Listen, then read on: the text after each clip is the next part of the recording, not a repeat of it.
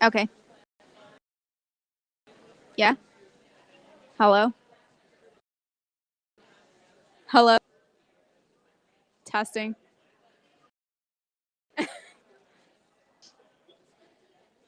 Yeah. As long as they can hear you, that should be fine. Okay. All right. Hello. Hi, everyone. Oh, that was loud. Hi. Welcome to Boot. Gonna wait for the sound to. Okay. Can everyone hear me? Okay. Hi. Welcome to Books, Booze, and Brains. For those of you who might not be here, sorry, you're about to learn a lot about quantum mechanics. So we are a science book club, and today we're discussing Something Deeply Hidden by Sean Carroll. A wonderful guest expert with us today, Dr. Yogesh Joglekar. And before I introduce him and get started, I just wanted to go over a brief few announcements and thank yous and whatnots. So first of all, hi, my name is Joelle. I am a neuroscientist by training. I currently work at a startup company in downtown Indy, and we do drug development in neuropathic pain. And I'm also the co-host of Books, Booze, and Brains, along with Dr. Alice Six, whom you might have met in the other book clubs, the other monthly ones. And so I just want to say thank you to everyone who's here in person, people in person and like faces, because we also live stream this, so that is also an option. If anyone wants to share that link for the live stream, which stays is available even after the discussion, will be on the Indiana Sciences website and social media. So I just wanted to start by saying some thank yous to people and organizations that make this possible. First is Central Indiana Science Outreach, which was the organization that first started Books, Booze, and Brains several years ago. And then Indiana Humanities and Indiana Sciences, the two are all of the behind the scenes for making this book club possible. So they do the organizing, getting the guest speakers, marketing, live streams. So thank you guys for making this event run so smoothly. And also thank you to the Indianapolis Public Library for supporting us in having the books available. And then not the least, discussionon, for offering us their beautiful space. They have a great food and drinks menu. So they will be kind of floating around throughout the discussion. Feel free to offer or feel free to order whatever you want. And then just some general rules discussing with our guest expert. But we're also going to do a few turn and talk questions, which are questions that I pose that you can then take a few minutes to talk with people around you, and then we'll come back and talk about it as a group. And then there will also be some time for Q&A and be questions with this book. So, all right, so we are going to get started. I want to introduce our guest expert today, Dr. Yogesh Joglekar, who is a professor in physics at IUPUI.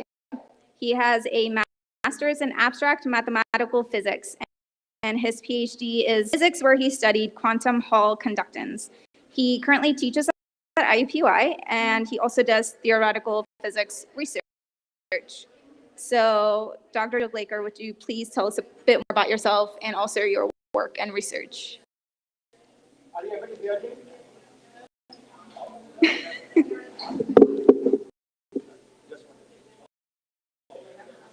All right. Thank you, Chief, for the opportunity to come here today. I do theoretical physics research, and when I got theoretical physics research, then the first thing that pops to my mind from Big Bang theory. It is a We're just working through the mechanics of microphones. Ooh, quantum mechanics, that's right. That's right. Is that better? Okay. Yeah.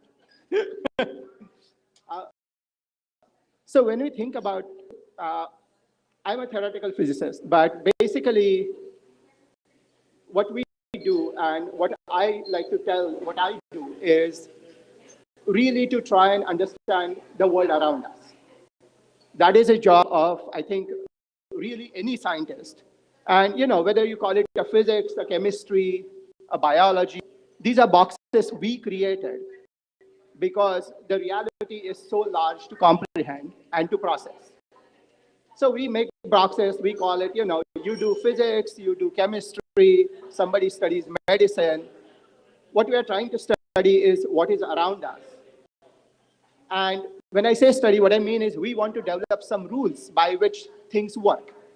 If we know those rules, and if we can make better and better models with those rules, then that allows us to be able to predict what is going to happen under circumstances that sort of, okay, come down. If you make a ball with dimples on it, like the golf ball, then it will go farther in the air than it would if it had a smooth skin around it. Or make models to develop predictive ability, basically.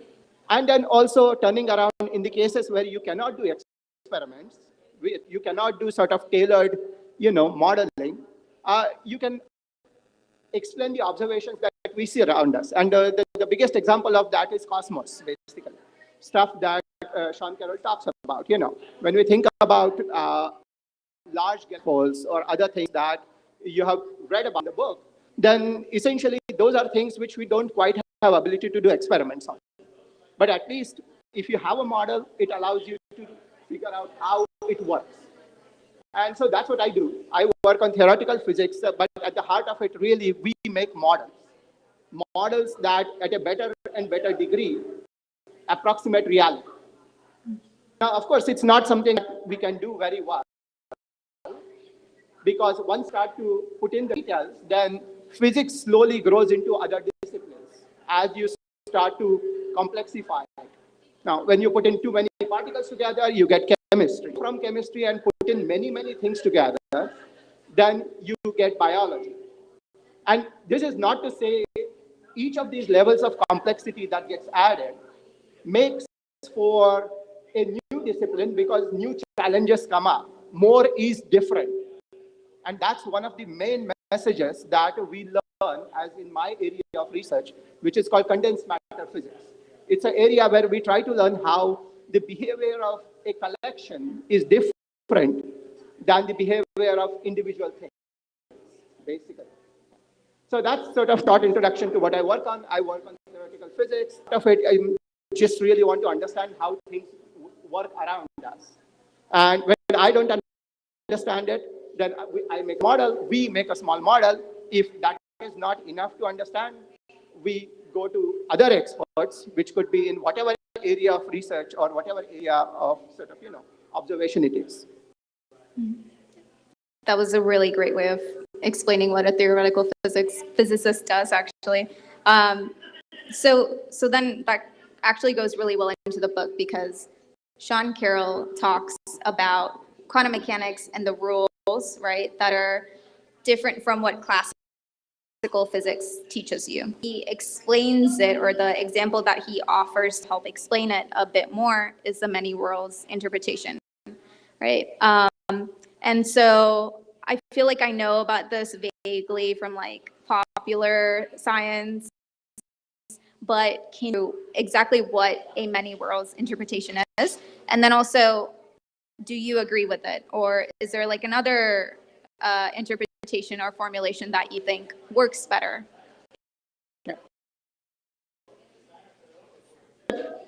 There are things, what is quantum mechanics, basically? And why is it considered puzzling historically? Now, part of this is just, in some sense, the context that you come to a new area from. You find something surprising if you have a baseline of which makes you expect otherwise. That's when you find something surprising. That's pretty much the way we live, basically. And our intuition for the world is come out of things where stuff is definite. You do something and you get, if you do the same action, you get the same result. basically. You expect the same result. No.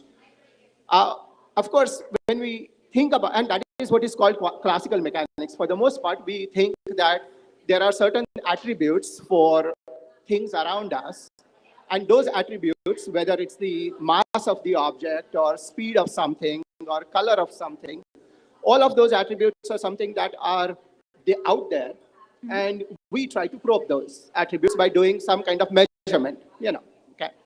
We even think about those attributes as being essentially frame independent. In other words, whether I measure it or you measure it, it's going to be the same. Now, when we talk about, okay, what's right, you don't ask with respect to who. It's an absolute number that we think about, basically, okay? There's some inherent assumption. This was one of the sort of, I guess, main features of classical mechanics, was this kind of absoluteness of attributes, basically. And the fact that you can measure out changing those attributes. You can go ahead and do a measurement of stuff, and you will be able to get answers because they are already there. I think what people figured out in about 100 years ago was that that does not really describe things when you start to go at smaller and smaller scales, right, basically. So for larger things, it's okay, but for smaller things, this idea that there are attributes out there and that they can be sort of, determined with arbitrary resolution without disturbing them was a key assumption. That one does not turn out to be true. Now, why is that? Well, that's the way nature behaves. I mean, deal with it in some sense. That's the philosophy that a lot of operational processes do come about from that. Which is that figure out how nature behaves. If it happens to be surprising, okay, that's good. But you have to learn to sort of, develop these new rules, basically, and what are the consequences of those rules. So I think that is the part which sort of starts off with quantum mechanics being different. But one of the examples that regarding what is at the heart of quantum mechanics is the following. The idea is, suppose you want to map out this room, okay? Let's say you're a person, there are no other people around, and you want to map out this room. We map out this room by looking at it, basically. You look at it, and there's some light source. The light particles come, hit this. Those are called photons. Hit the surface, they hit back, they come back into your eye. They go through the retina, they hit the rods and cones at the back of your eye. Something goes to the brain, and that's how you map out the room. If your eye is not the detector, it could be a detector from your smartphone, some CCD camera. The heart of it is that you map out the room without changing it, and you still get to do it at real resolution that you want, basically. By resolution, I mean, you get a very clear picture. Now, imagine how a blind person will map out this room. Then a blind person starts to map out the room, typically. So I will tell you, I have a cousin who is with, one of these canes. And the way you out is you have a cane and you go tap, tap, tap every place around the floor. You'll go tap, tap, tap, tap, tap. When you come across a bench, what you will notice is that tap height had changed. So you lift up the cane and do tap, tap, tap, tap. When the bench ends, you go down again, tap, tap, tap, tap. That's how you generate the profile of how things are in this room. Okay? And you are still able to do it by using a cane if you are using these sort of taps are soft enough.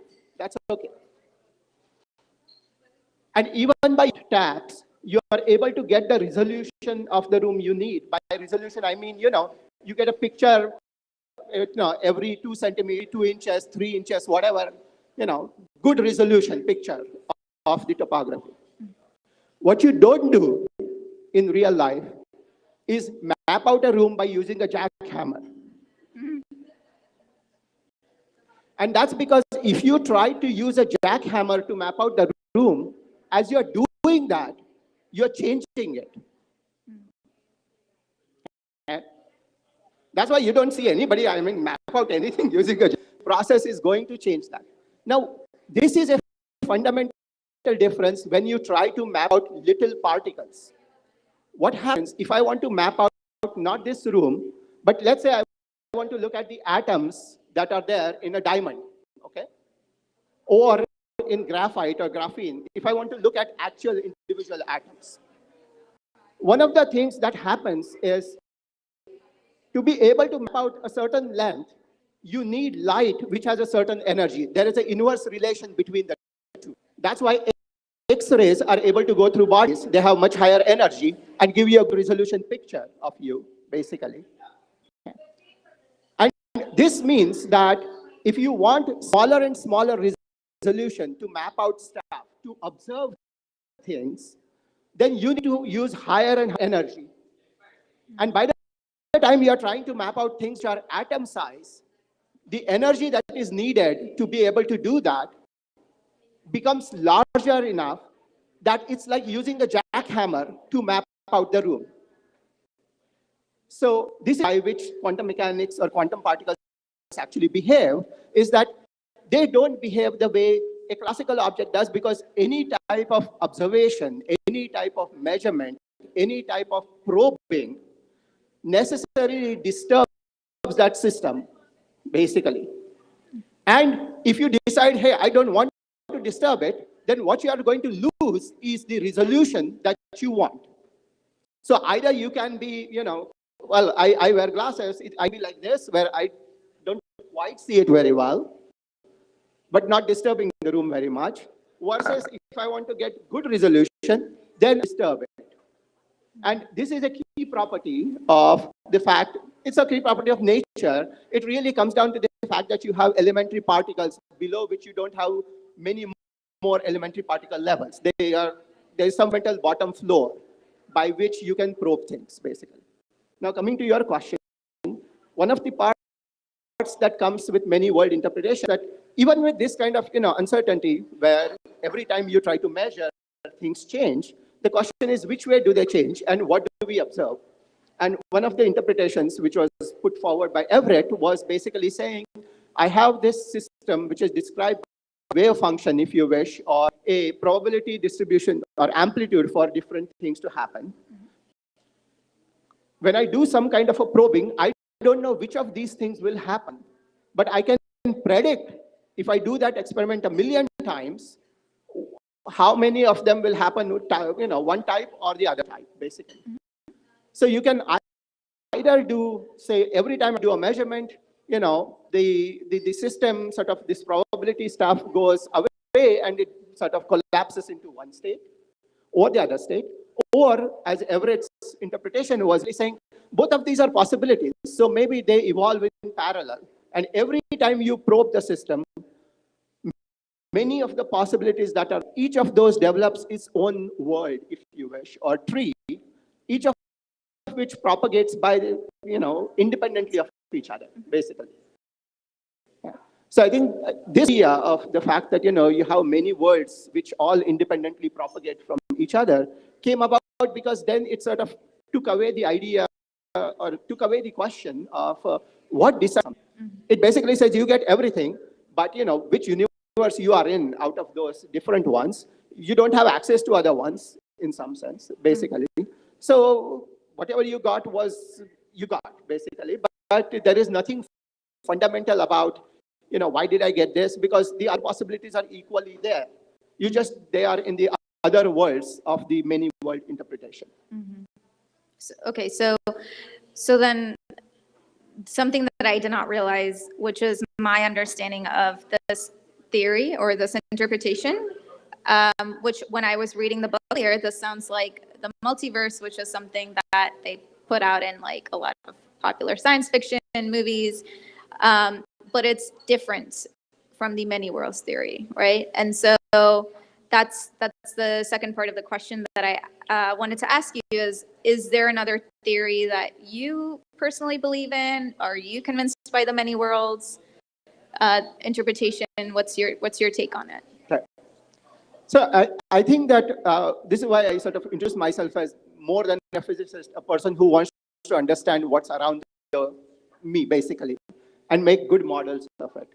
So the many-word interpretation came about as bypass the measurement problem, as it is called, or the collapse of the wave function postulate that is there in quantum mechanics.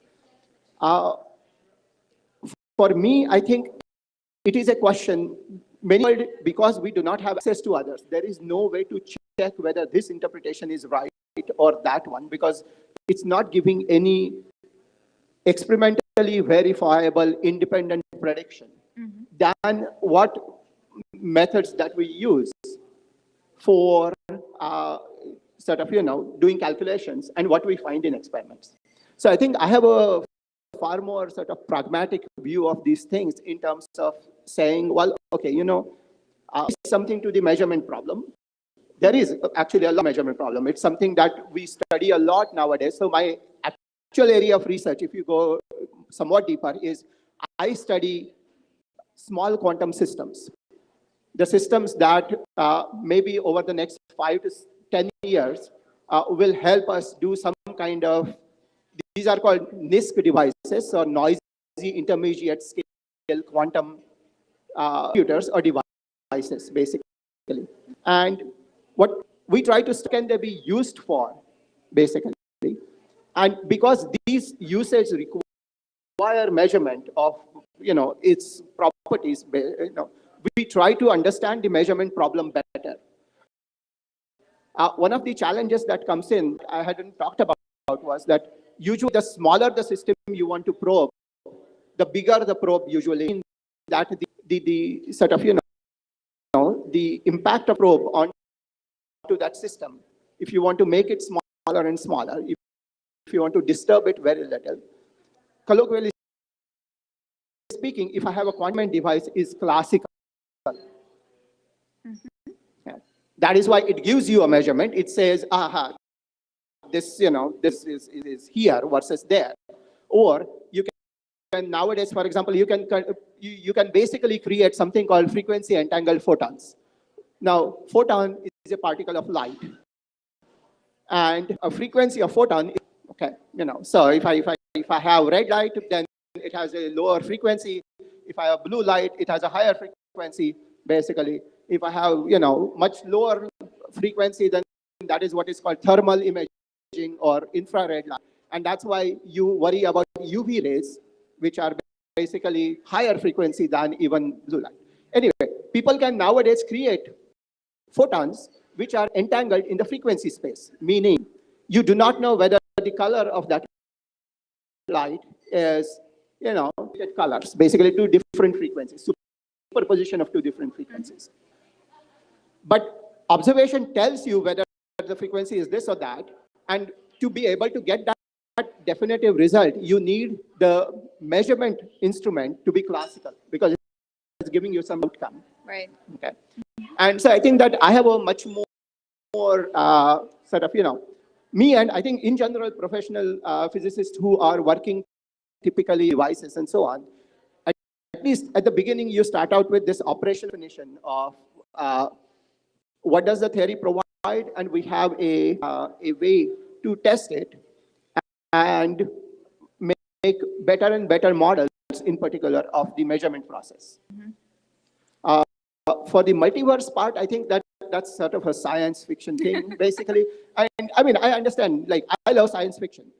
And I understand most of the science fiction comes from breaking a few laws of the nature as we understand them. Because if we don't do that, it wouldn't be fiction for the most part. I mean. That's a good point. Yeah. Right. So you have to have either faster than light travel, basically, which is something that is not quite consistent with the way we know nature today, basically. But you break not all the rules. You break a few, and then try to remain or develop a consistent model otherwise. You also do that to, in a way which is consistent with sort of some of our expectations too. I mean, for well, Star Trek is one of my favorite series, but this is a feature which is common everywhere, that you have people who walk through walls, basically, right? That's one of the things that is very common in science fiction. I wonder how they are able to sit on a seat. or stand on the ground, because that's a wall actually on the floor. You're just not thinking it that way, right? So you break some rules, but once you break those rules, beyond that, you are trying to be consistent, basically. And I think in that sense, multiverse or any of the science fictions usually do that. They will do one piece or other piece. So for example, I guess in the case of multiverse, the ability to connect between them is something that is not in the science part, basically. Right? Yeah. That's an assumption you're breaking. Right. That's part of what the many worlds interpretation is that you will never what the other worlds look like. Right. Okay. No. So in the beginning of the book, I think it's in the prologue where Sean Carroll talks about some of the goals that one of the first ones is that he wants to make quantum mechanics more understandable. And that he also thinks that we're getting there, where it's starting to become more understandable to non-quantum mechanic scientists. And so I have a turn and talk question that sort of covers a big part of the book, which is along the lines of what we just talked about. Did you feel like you were convinced by them? Because Carroll walks you through the science part of it and then introduces this application of all those rules, right? And his goal is to make this understandable for everyone who reads the book. So my question for you guys to people around you and talk to them for a few minutes is, were you convinced by Carroll? And do you believe in the many worlds interpretation or not? So we'll take about 7 to 10 minutes and then we'll come back and talk about it as a group.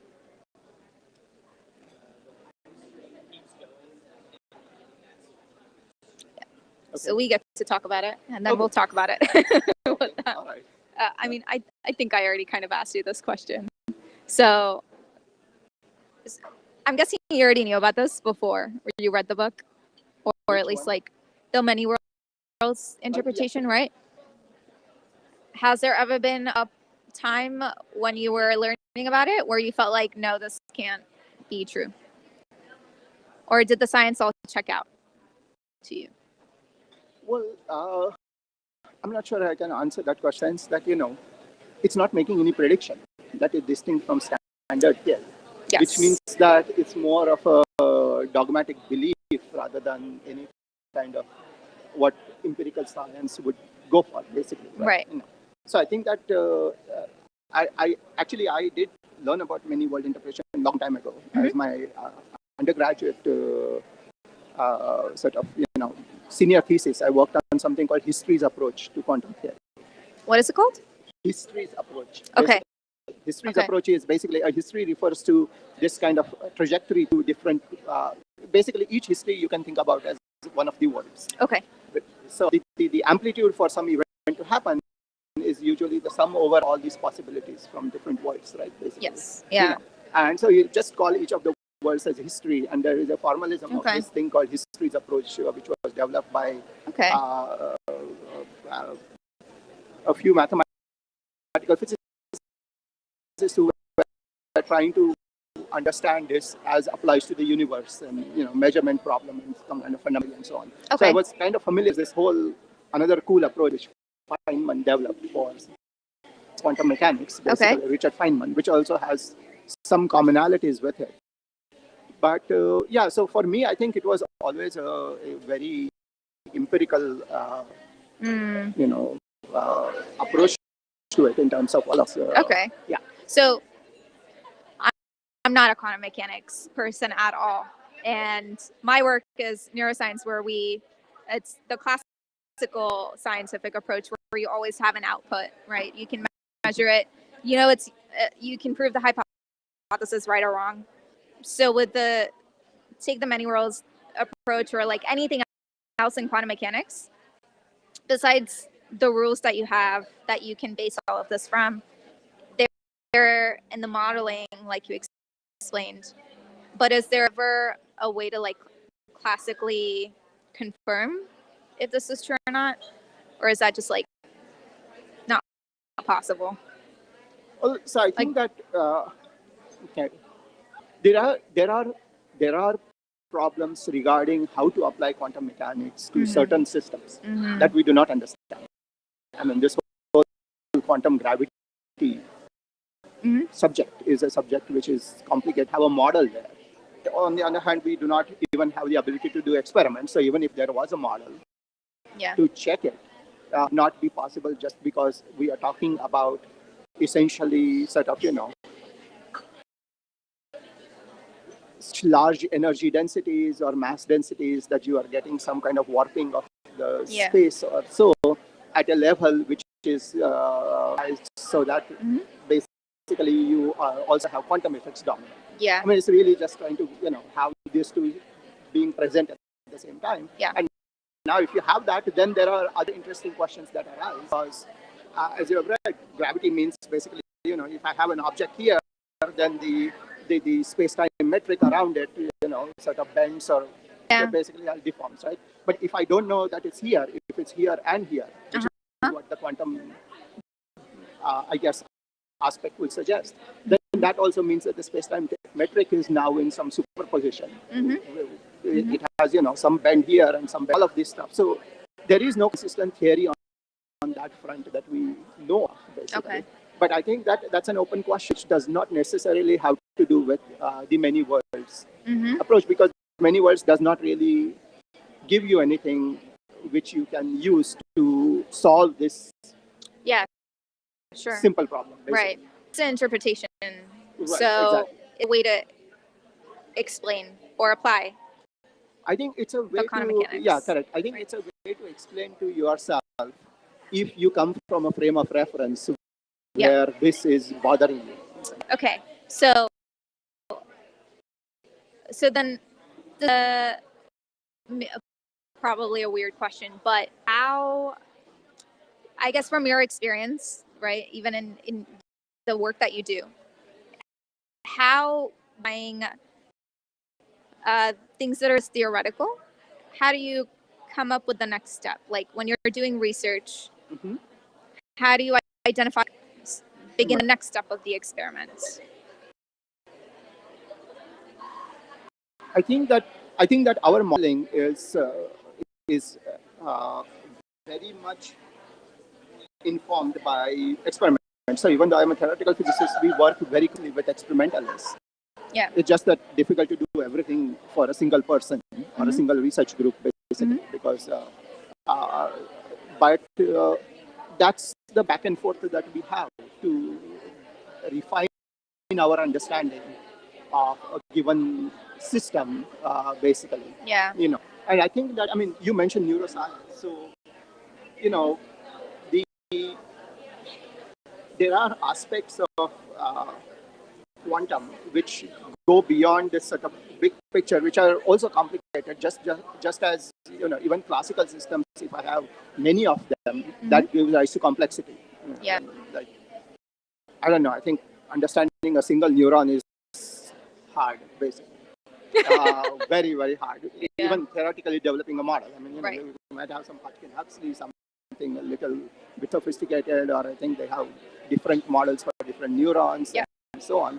But still, the stochastic response of it is something you, for the most, it's of it, basically. Because it's hard to, I guess, engineer.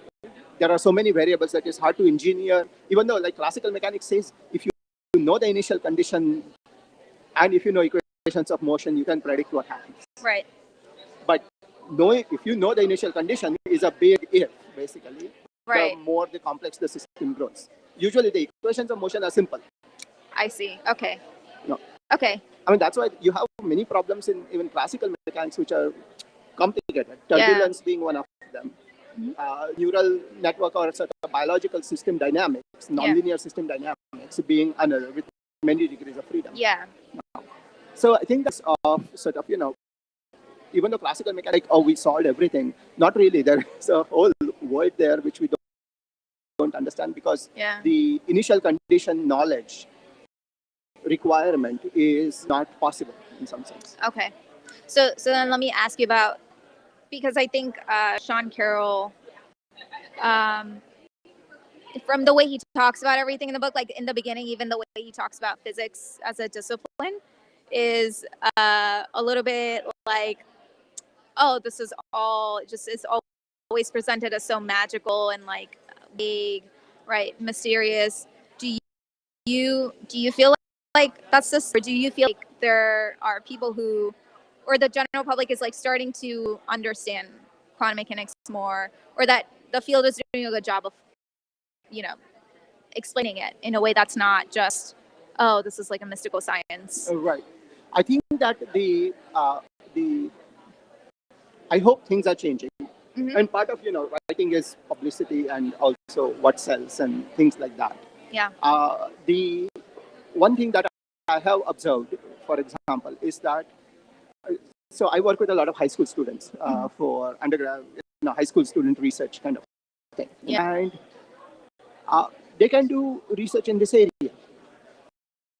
Sometimes they do research which is better than undergraduate, or they don't have the baggage of what to expect from classical physics.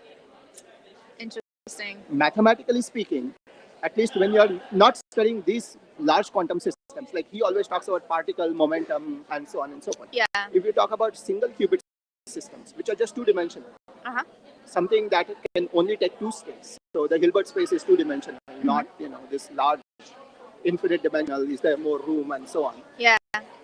Then actually the entire mathematical formalism and even sort of this whole histories approach and so on, solving essentially matrices which are 2 by 2, okay, or 4 by 4 if you really want to do universal quantum computing, because everything is like single qubit gates and 2 qubit gates. So algebra wise, it's actually very simple. And if you don't, my experience has been working with the students is that if you don't tell them the baggage of Schrodinger equation Yeah. and how the particle has a momentum and position that cannot be determined together, Yeah. and that oh, it's a wave packet which is this spread out and stuff like this. So I think this is starting now. Interesting. This is starting now, where the approach to teaching quantum theory, moving instead of going from this traditional approach where we used to do differential equations and hydrogen atom and simple harmonic oscillator and blah blah blah as a introduction to quantum theory, just start a coin which is or two-state system. Yeah. A single photon, a coin which is head and tail. But now a quantum coin will be one where you cannot tell whether it is head or tail. It can be Either. some mixture of them and Okay. some linear superposition of them. Okay. Basically, and so on. If you do that, then a lot of calculations can be done, a lot of insight can be gained, even by high school students, because the math is actually very simple. It's simpler what would be required to understand quantum mechanics, that is for continuous degrees of freedom. Yeah. So as long as so I feel that, and now this is happening in the sense that because quantum technologies are usually that are supposed to come out the next 30 years, 20 years or whatever, they use quantum devices or quantum things which don't have this continuous degree of freedom or so-called analog computing. They have things which would take two possibilities. Okay. Or some linear combination of them, basically. Okay. And so, to think where, for example, there is a course on quantum computing for high school students. They're just doing 2 by 2 matrices or linear algebra with 2 degrees of freedom and so on and so forth. Okay. And that can build significant intuition without falling into sort of the challenges that come if you are trying to take a limit of classicality for that object. I mean, when I talk about this is a quantum device with two states, there is no classical counterpart of it. Right. This is what it is. Yeah. Start with it and develop the intuition. Okay. I think the problems come when you start with this and then start to make it into a bigger object and then make it into that, and now whether it's dead or alive is a question. Yes. Okay. Basically. Okay. Yeah. So start with the basics, and then it's easier to just build up, which is, I mean, true for any science. Right. But I think quantum mechanics, the way I've always come about it is it's always the bigger pictures. Right. And this is reading this was the first time where I was like, oh, okay, these are the rules, and this is how it differs from classical physics. Okay. Yeah, because I mean, I think historically, if you think about it, like 1900s and somewhere around there, uh, it was here, and so law of like light and so on, and Yeah. elasticity theories and fluid and all that. So for the most part, people were thinking we are done, Yeah. basically, right? Yes. And Yeah. so then when this new came about, Schrodinger equation, who I think Schrodinger apparently hated the fact that he discovered it, or Oh, yeah? whatever, and so on, basically, Interesting. because it sort of goes against the grain of deterministic Yeah. classical attributes assignment on Yeah. which the Newton's laws and everything, all the theory before it was based, Yeah. basically. So there was a lot of time spent in not learning, okay, if I just think about this as an object and try to study how nature goes to trying to continuously connect it to what happens as it becomes bigger. I mean, it Yeah. is an important Yeah. problem. How do, when systems become larger, they decohere, and how do we sort of recover classicality? Yeah. Basically, Okay. it's a difficult, challenging problem that also people study. Yeah. And I think imparting the sort of quantum, rules of the quantum, if you want to impart them, it's much easier to impart them to people, kids, basically, who Yeah. haven't heard about it. Okay. That's very interesting. So I will come back to it, and then feel free to share. Like, I'm gonna ask them to share, but feel free to also respond and share whatever you Yeah. just shared with me, because I think. All right, we are going to come back, and as you guys sort of wrap up what we were talking about, which was, the question was basically, were you convinced by Carroll and a presentation of the many worlds theory or interpretation, and why or why not? So we have a microphone. If anyone wants to share, please feel free. Okay.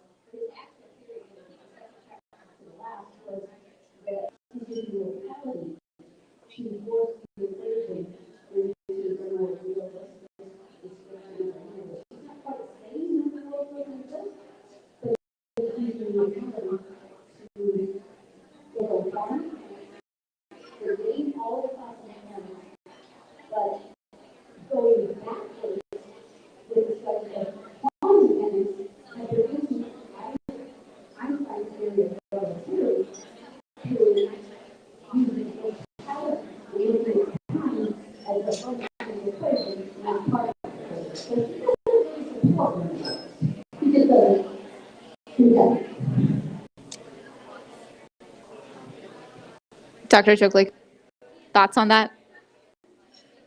Well, I think that, I mean, I think many words interpretation is one interpretation that people use if they are comfortable or not comfortable with the process of how nature behaves. But to your point, I think that quantum theory and relativity, or the fact that nature is so amazing that there is a upper speed limit on how things can move, basically, right now. Those two combined together, giving us a description of the world, I think is something that is a challenging problem. And we understand it part ways how to get there, basically.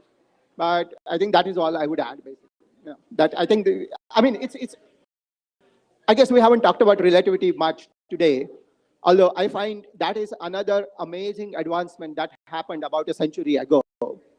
The fact that it takes time things to reach us has, in essence, allowed us to do time travel. It's not quite on demand, but the fact that what you see as a moon right now is 1 second ago, right now is about 500 seconds or whatever, 8 minutes ago, also tells us that the farther we sort of look into the cosmos, the more into the past we look. And this is, I mean, I personally even now find it mind-blowing that I don't have to do anything. I do not have to invent some strong technology. All I have to do is look farther to find how things were in the past. Of course, the downside compared to, I guess movies and all is, to further, I cannot look how things were here, that long ago. That is a privilege that somebody who is on a distant solar system or distant planet looking at Earth now will be looking at what was Earth, whatever some time ago, depending on how far away they are. So they have that vision, we don't, but that's life, I guess. Does anyone else want to add or mention anything you guys discussed about? No? Okay. All right, well, we will move on to our next question, which I just need a second to come. Oh, okay. Yes. So this is a question for you, Dr. Joglekar. So this is from part of the book where Carol talks about on page 165. There is a section where let me find it. I'll just read from here. It says, there are indications from quantum gravity that the number of distinct possible quantum states is finite, infinite. If that's true, there is a maximum number of worlds we could sensibly talk about, given the dimensionality of Hilbert space. So my question is, if the universe is finite, and then according to this interpretation, if we're branching out all the time into different worlds, is there a point where we run out of space? And if that happens, what happens? Right. So I think that, it's a great question. And, I think that one of the points I would like to make, which I find is very useful, actually, is the fact that we are usually cognizant of a small range of parameters, typically. And by that, I mean the following. The models that we have for physics today, they allow us to describe sciences that happen from something like 1 angstrom, which is basically, like 1 billionth of this much, basically. Okay. So 1 angstrom, all the way to the size of system, basically, or, well, not really solar system, our universe. Okay. And I don't think human mind hands this large, vast set of scales and the separation of them. For me personally, for example, so I have I have a 9-year-old daughter, okay? So she's like 3rd grade. And today, her concept of large is million. So, there is never a word which is, she has concepts of maybe 1, 5, but then if I ask you okay, anything after that is a million. Addition of 1,000, 10,000, or 100 million. And the fact that they are different. If I have asked her something 5 times, I have asked her 1,000,000 times. If she has told me something 4 or 5 times, she has told me 1,000,000 times. And this happens as we become older. One of the things that happens is we get better and better gradation of different scales, and therefore to meaningfully distinguish between them. Now, for me today, I do not have a distinction between $1 billion and $1 trillion. They all look equally large to me because I do not have context. And to distinguish between something infinite versus something so large that you do not have context for it, operationally makes no difference.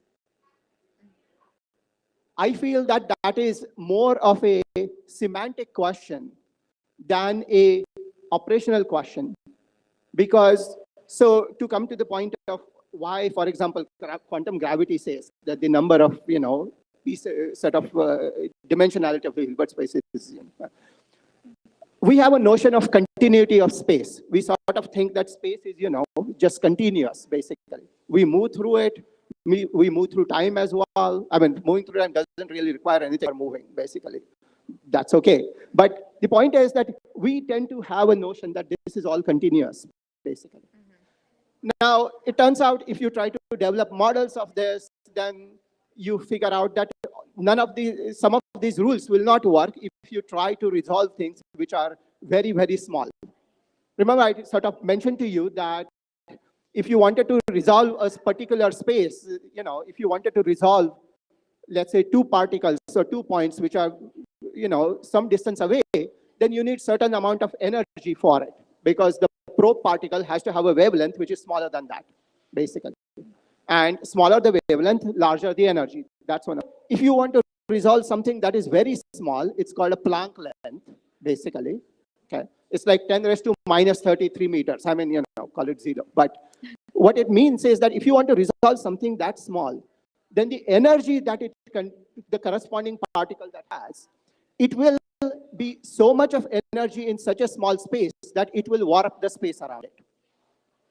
So you can imagine concentrating very large energy. So probing that functionally space changes the space around it, because that leads to such concentration of energy. So that's why they talk about having some minimal scale below which you just cannot resolve. If you cannot resolve below a certain space, that means everything is, as opposed to being a continuous, infinite, uncountable number of things. And that's where this idea comes from, which is that, okay, you are going to, quantum gravity dictates that you will have some kind of a discrete model of the world, which is this length scale of Planck length or Planck time, basically. And because we know the universe is finite in the terms of the spatial size, that would lead to some finite model, although that degree of that finiteness is, for me, sort of like having to deal with trillions. I have no idea. I can deal well with, thousands, hundreds of thousand, million. I can imagine, okay, not really sure, trillion, no way. Basically. So effectively, those degrees of freedom that you would get are going to be, once again, a very good approximation to infinity, is another way of saying it. Okay, so basically, we're not going to run out of space. Yes, that's right. Okay. Absolutely. Okay. So even if there's no hypothetical what happens. There's not going to be like roles clashing. No. Okay, cool. Yeah. All right.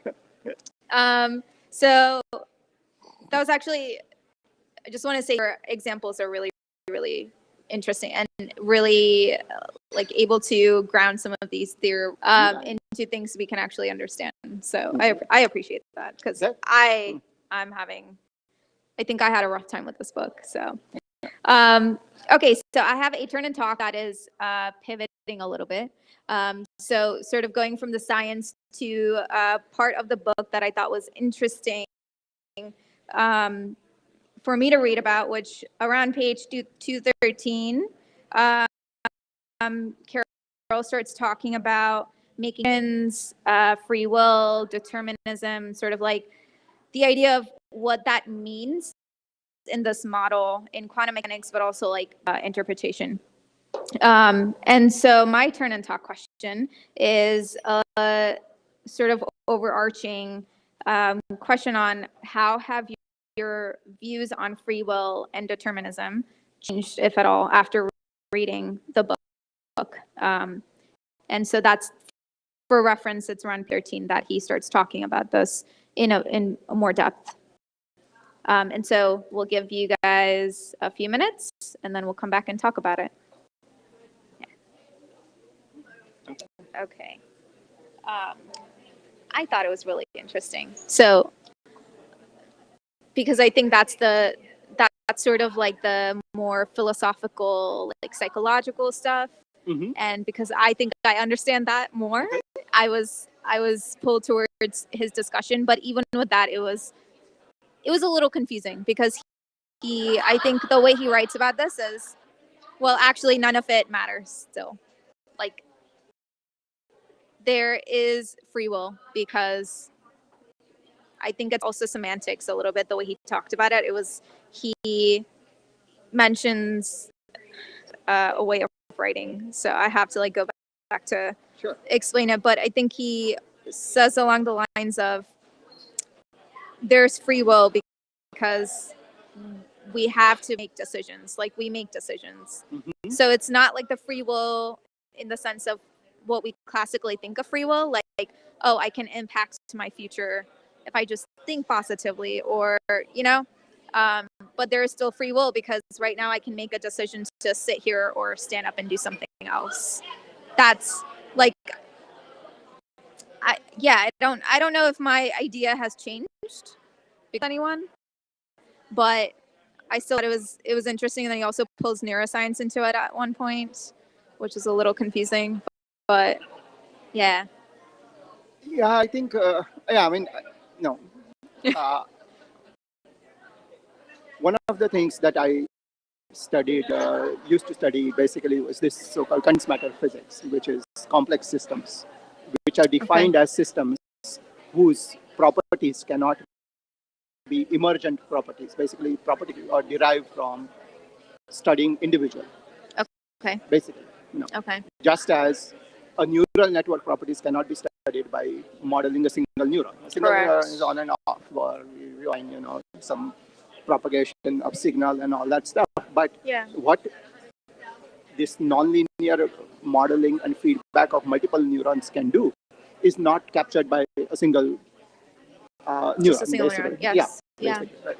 And uh, same thing happens regarding emergent properties. So, for example, I have hydrogen atom. Well, I have H2O molecules, basically, right?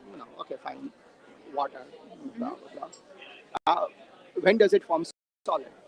That's a question, which is an emergent property. Phase changes are called emergent properties, or magnets, basically, Okay. Yeah. And before it gets the property that you characterize as it being that, Okay. basically. Okay. So solid is rigidity, right? Yes. That's why we're sitting on this instead of like going through. Can't sit on water like this. Yeah. But the so I think coming to your question of, I like to believe personally Yeah. that these ideas and concepts that we have as human beings in philosophy come about from complexity of really non-trivial interacting objects that then we interpret as emotions, free will, or other things, basically. But know that we are very far away from, because one of the questions is, oh, if it comes out from there, as opposed to it being, uh, sort of not having an operating mechanism, then there's a question of, can you govern that mechanism, basically. So in other words, can you make people do something? Yeah. And so on, right? Basically, if we Yeah. understood, if you could induce, now we already do some of that. For example, you can induce happiness. Yeah. You will not call it happiness, but you can induce whatever is the, I guess, is it serotonin levels that you Yeah, sure. or something, or One whichever. of them, yeah. Yeah, you yeah. can like balance the chemicals out. Yeah, Or and neurotransmitters and then it will yeah, in sure. the person. Yeah. You don't really, so there is some understanding of how you induce certain phases, even in live things, Yeah. that is, or maybe even 100 years ago, were thought of as stuff that was in control of people, basically. That's a really good point. People yeah. become happy. Yeah. Oh, no, we can make you happy. Yeah. Yeah. Today, much better, in a much more controlled way, Yeah. basically, Yeah. than what used to be 200 years ago. That's a really good point, actually. That's a clean explanation of, or like example of,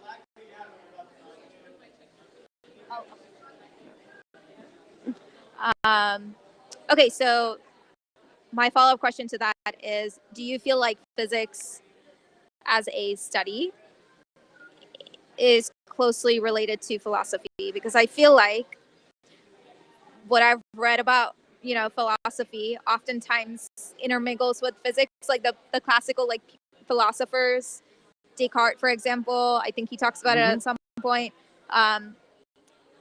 They are making these like philosophical observations, but they're basing it off of physical, like physics-based observations. So how interacts? I think that it used to interact a lot more because all sciences have come out of, I mean, philosophy was a way to build a model around the world at a time when other approaches to build models were not available. Philosophy, religion were models Yeah. of, you know, how to explain what happens around the world Yeah. in the absence of a better modeling process at that time. Right. Right. Right. So people figured out a bunch of things about empirically, Yeah. and then associated with it some phenomena or some philosophical ideas regarding good, bad, some well, and Yeah. all kinds of things basically. Okay. Right? Okay. But then over time, and I think this was it Plato or Greek and so on, who had an idea, okay, you have this, but then there is some absolute word, which is the idea of Platonic, Yeah. where the word comes from, and so on, some perfect version of it, and so on. But I think at some point it made a break from just let's think and figure out how the world works to perhaps we should actually have some input from the world regarding how the world works. Yeah. So in other words, not if that theory does not, if the scientific process, basically if that theory doesn't, that theory must predict something, or either predict something that you can do and check, Yeah. but it should also contain the roots of its demise, as it is called. So in other words, any scientific theory contains the roots of its demise because it made predictions regarding if this doesn't happen, then this model is wrong. Okay. Something you don't find in specifically dogma, basically. Right? Yeah. Dogma will Yeah. always be based on, it will never have any predictions which are roots of its device. Yes. Observation of which. Yeah. Yeah. Okay. Yeah. So I think that this was distinct to make statements regarding reality. Philosophy could be regarding, not necessarily reality. You have different models. I mean, Yes. I don't know if you studied abstract math at any point in school or I don't college. think so. So No. sort of linear algebra or, Yeah. So in math, you have things like groups and rings and, you mathematicians study models. Yes. And start to see what all flows out Mhm. as properties of that particular world. Okay. But they don't make a statement regarding this model is the representation of reality. And so it's okay. It's Yeah. consistent, basically. This may be more interesting than that or whatever. And similarly, I think basically, Yeah. which are start with some axioms and figure where it leads you, basically, regarding life or regarding rules of living Yeah. or, societal structure or whatever have you. Basically. Okay. As long as, but I think physics was sort of evolved into it in a more empirical discipline of we will make predictions that you can go out and then tell us, oh, we were wrong, and so this is not a good model. Okay. Okay. I really like that. We're gonna come back and ask for feedback again. Like, ask them to give us. Do you mind sharing that? Like, I will. Do you mind sharing the philosophy / physics sort of intermingling? Sure. Okay. Yeah, I'm happy to do So it. I think that's an interesting concept that I've always thought about whenever I read anything that was older, like philosophy, because it was very cool, but because it's philosophy, it's often just sort of put aside as like it's mystical. Like Okay. it's the same Yeah, concept, right? So yeah, okay. Yeah. So we'll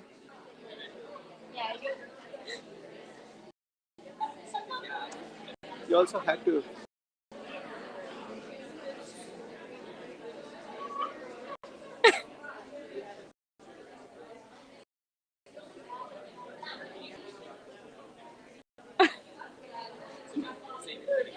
yeah. Okay. All right. We are going to come back in a few seconds as soon as the music is. Okay, thank you.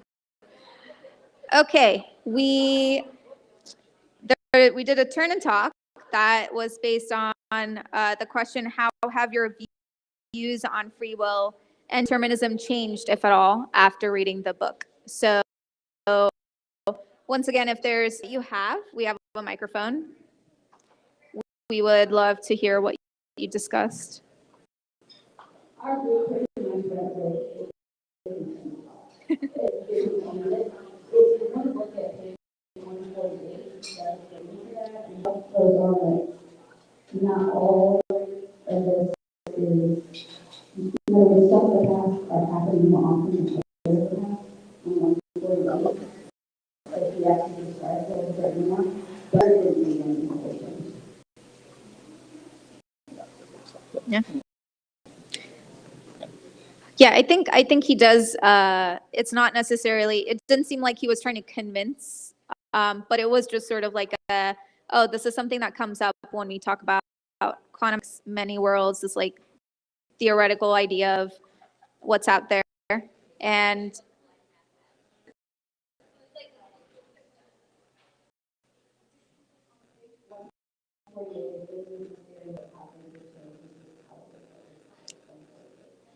yeah, yeah.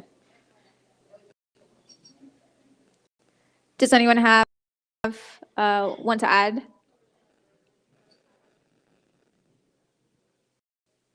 So it's just funny because I find like this question in general, like, do we have free will, or is it just science? It's coming up in multiple books or multiple subjects. Mm. So, whether it be quantum mechanics, whether it be just by hormones, whatever. I think it was just discussed like, who cares? Real honestly, because if you said one answer to the other, you're going to just take half the population off. Your life, but yeah, it's funny that this is a repeating thing in a lot of sciences, in psychology, all kinds of across multiple areas. So it's just interesting that we seem very obsessed over multiple disciplines. Some of them very different from one another, whether or not we have free will. I appreciated that input. Yeah, I asked a question because we were talking in our discussion over this question about how I feel like when I learned about philosophy or some of like the great philosophers, there was often a physics aspect, like an empirical side to it. And so I to Dr. Joglaker about how intermingled do you find physics and philosophy, because a lot of like initial philosophy that I've learned about is like Descartes, and he talks about, observing the candle, and I don't know all the details anymore, but I would love for you to share what you answered. Sure. Yeah, I think the question was of today physics is well established as a empirical discipline, basically. Part of engineering, it's part of what we do, basically, whereas philosophy is thought of as something that is abstract. And I mean, historically, human race, generally speaking, was just trying to survive, which means right from the beginning, they were building models of things around them to the best of their abilities. They may even when by observing things around and try to imagine what would be in the cases where they're not able to sort of observe it, And a large part of philosophy, what we call philosophy today, initially started as model building to the best of their abilities back then. Okay. So, for example, you will find probably many cultures associate, solar eclipse with sort of, okay, that's a time when you don't do certain things and so on and so historically, okay? If you imagine particularly a total solar eclipse at a time when we did not have smartphone, then it would be freaky. You are in the middle of the day, you don't have AC because this is really old times, and you don't have places to like rest and so on. And then suddenly, until now, your model has been built based on, okay, the sun comes up and then, sun goes down, and that's your model. And then you start out and one day, middle of the day, suddenly it's dark. Now remember, you don't have candles. Well, may have candles, but you don't have, switch on the light, okay? This would be shocking, and you would want to build this in your knowledge base somehow by associating over years and generations what to do. I don't have predictive ability of this either. I mean, this was the genius of Newton to, over time, figure out and develop the theory of gravity and calculus to be able to then predict when the next solar eclipse happens. And now we don't even care, basically. Well, we know, sort of, But the point is, philosophy started that way as a tool to model the world, but over time created off from that to also trying to predict, or not predict, but trying to build models regarding other aspects over which you may not have control, or other worlds may exist but you don't have access to, such as the Platonic world of Plato. Right? No. I started off when it make models, and we have the criteria of that model in our theory. In other words, we don't make models which are infinitely flexible. We make models, those models make predictions. If you do not find that in the world after having looked carefully enough, or if you find something different, then this is not a good model. Let's go discard it and start with something which is an improvement over it, basically. Right. I think that is a part separated, then started to separate physics as well as any empirical discipline from dogma, which is part of some of the philosophies, which is basically where it will build models, but it may not necessarily correspond to the world that we live in, because nature really doesn't care.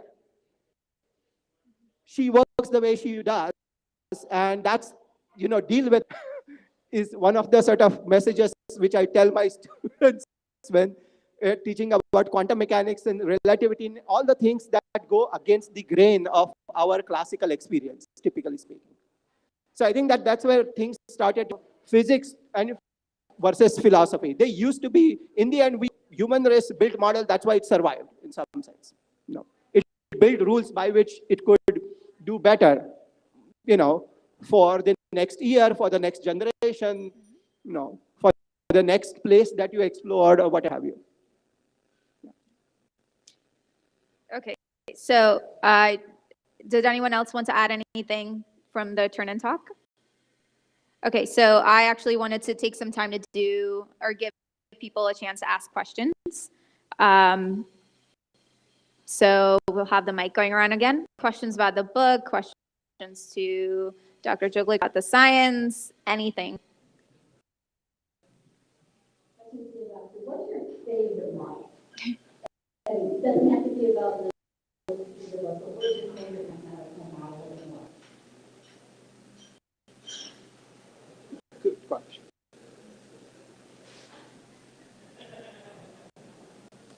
I think I'm a very pedestrian scientist.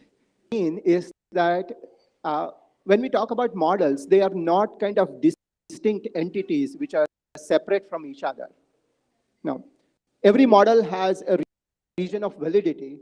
So I don't really have a favorite one because we don't know the models which are valid up to all ranges of parameters. And I'll give you an example of it in a minute.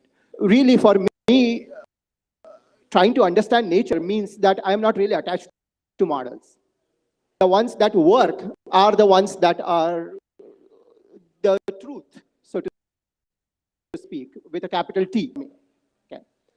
So, for example, there is Lillian relativity, which is to say something that we do all the time when we are passing somebody on a highway, on a freeway, which is that if you are going at 70 miles an hour and you're passing a car which is passing, in the next lane at 60 miles an hour, then you're moving 10 miles. This is something that we do all the time. I mean, this is whatever. If you're standing by the road, the cars are going by at 70 miles an hour. But if you are in a car on the freeway and you are going at 50, then the car which is going by, to you, it looks like 20 miles an hour. It's not really moving very fast. law of addition of velocities. It's called Galilean, relativity, whatever. It turns out this is not true. Nature is far more complex than that. And what is not true here is that if you are going 70 miles an hour and you shine light, you switch on your smartphone, your laser pointer, whatever. Speed of light that's measured by you and by somebody by the road is the same. It's not extra 70 miles. This is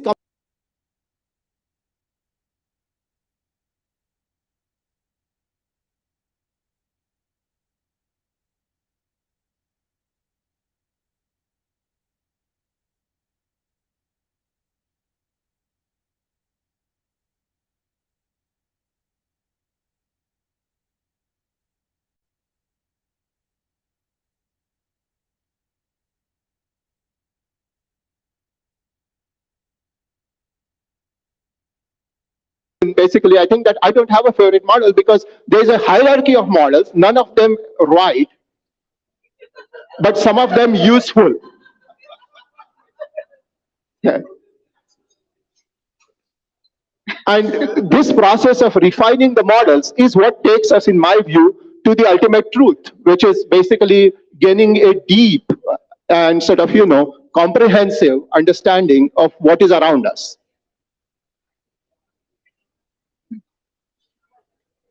Other questions?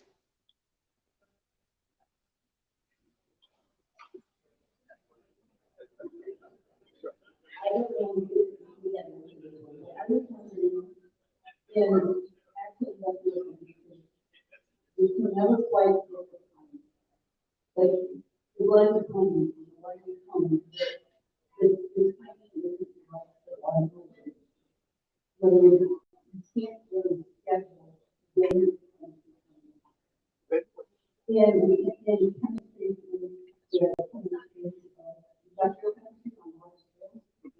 Is it possible that we don't really know the ingredients well enough in quantum better? Is that something we don't know? Wondering if that a better equation might be a better predictability of the way I come to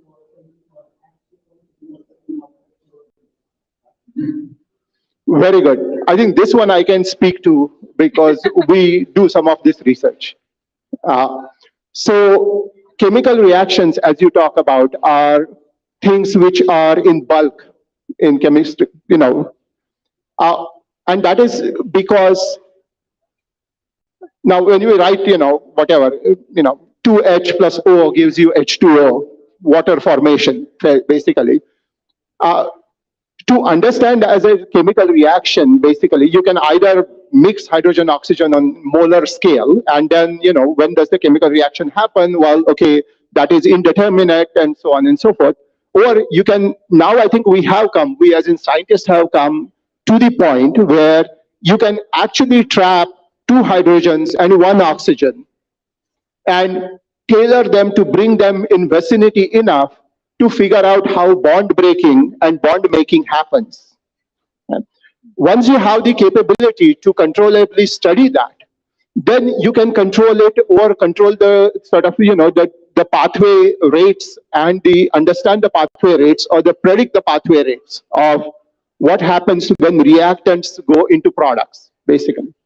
Now, this is a very challenging problem. In fact, it's one of the problems that is supposed to be a prime candidate or use case for these near-term quantum devices, as they are called, which are sort of, noisy quantum computers. Computer sort of devices which have some properties of quantum computers, but are able to, they're not quite fully error corrected and so on, but they can predict and provide insights into how chemical reactions might happen by trying to analyze them on the smallest scale possible, which is, really a single units of reactants giving rise to 1 unit of product. So not a mole of this and a mole of that giving you some mole of stuff, but rather literally 1 two hydrogen atoms and one oxygen atom controllably brought together, when do they form a bond to form H2O? But I should also point out, I mean, it's an exceedingly hard problem in the computational sense, which is why quantum computers might be able to provide us with pathways. And that's why, I mean, industries are very much interested in this, because if you can figure that out, then your efficiency is going to go up significantly. Yeah, it's a hard problem, but I think that it's a problem that we, as in the world, can make some headway in the next decade or so. Yeah. Do we have other questions? Okay, so I think we are close to time, so we are going to call it a night. I want to say, first of all, thank you so much, Dr. Joglaker. Thank you. I think the book, I think the goal was to make it more understandable, and I think you also kind of went a step above, because your examples and the way you put all of these concepts were really, really helpful. So we really appreciate you making the time. I did want to say that the next book is The Man Who Wasn't There by Anil Ananthaswamy, and that discussion will be on March 28th at 6:30 at the same spot. So we hope to see you all there, and have a good night. Thank you. Thanks. Okay.